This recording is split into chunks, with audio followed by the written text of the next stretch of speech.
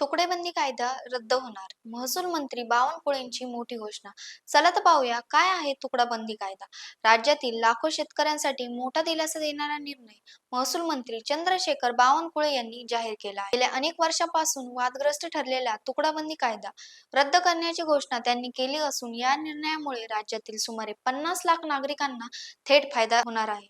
1 जानेवारी 2025 पर्यंत जे व्यवहार तुकडेबंदी कायद्यामुळे अडले आहेत, यासाठी सुसंगत एसओपी तयार करण्यात येणार आहे. महसूल, नगरविकास आणि जमाबंदी आयुक्त या विभागाची वरिष्ठ अधिकाऱ्यांची एक समिती लवकरच गठीत केली जाईल, जी पुढील 15 दिवसात एसओपी निश्चित करेल. महाराष्ट्र महसूल अधिनियमांतर्गत लागू असलेल्या तुकडेबंदी कायद्यानुसार प्रमाणभूत क्षेत्रापेक्षा कमी शेतजमीन खरेदी किंवा विक्री करता येणार नाही. 12 जुलै 2021 रोजी सरकारने जारी केलेल्या परिपत्रकानुसार 1, 2, 3 गुंठे अशा लहान लहान भूखंडांची खरेदी विक्री बंद करण्यात आली होती.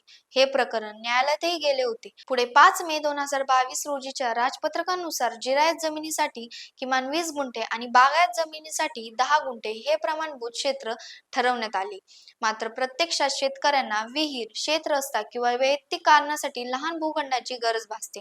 त्यामुळे व्यवहारात अनेक अडथळे येत होते. नवीन निर्णयानुसार पूर्वीचे व्यवहार नियमित करण्याचा मार्ग मोकळा होणार असून तुकडेबंदीच्या अडथळ्यामुळे निर्माण झालेल्या कायदेशीर अडचणी दूर होतील. सरकारने एसओपी तयार करून 15 दिवसात त्यांची अंमलबजावणी सुरू करण्याचे संकेत दिले आहेत. शेतकरी, जमीनधारक, गुंतवणूकदार आणि सामान्य नागरिकांसाठी हा निर्णय आश्वासक आणि क्रांतिकारक पाऊल मानला जात आहे.